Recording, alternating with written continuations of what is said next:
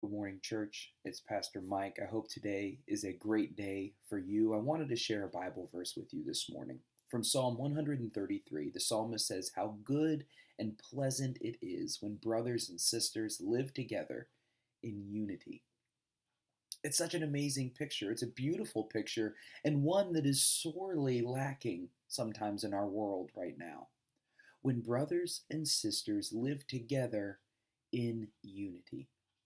I feel like I talk about unity a lot, especially doing these devotions, but if I do, it's only because we see so much evidence around in our world where unity is lacking, where division abounds, where we find ourselves more and more fractured and separated and alone when we should be seeking ways to be together with one another, to understand one another, even if we don't agree on everything.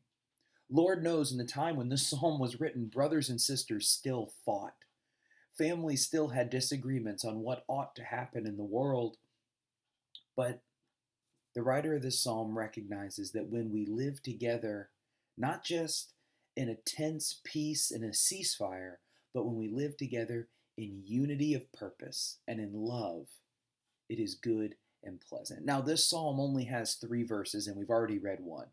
If you'll indulge me, we'll read the other two together because the psalmist goes on. He says that when brothers and sisters live together in unity, it is like precious oil on the head running down upon the beard, onto the beard of Aaron. He's referencing and pulling in this whole imagery of the priesthood, that this is where God is encountered.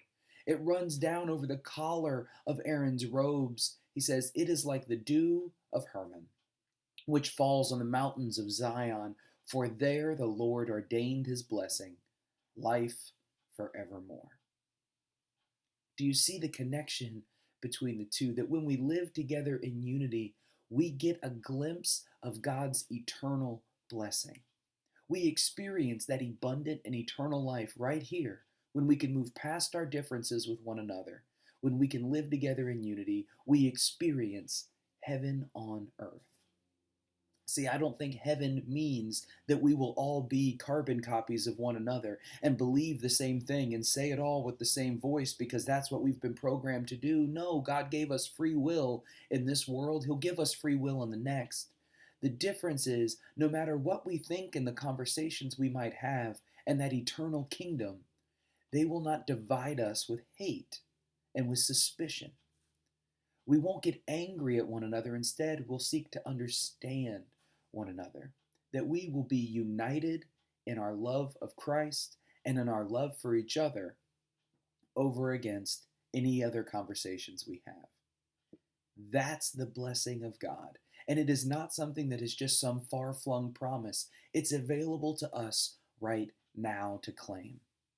When we let go of the suspicion and the fear, the vitriol and the anger that we can spread in our world, and instead seek to unify, seek to love one another.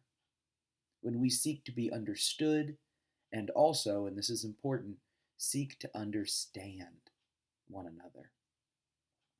My prayer for you is that today would be a day of unity, that you would find somebody who maybe you have been separated from, either by choice or by circumstance, by harsh words that were said in an unthinking way, and mend those gaps, build those bridges back, because bridges are so much more joyous in the sight of the Lord than walls that we build between one another. God bless you today. Be unified with others, and when you do, find God's life everlasting.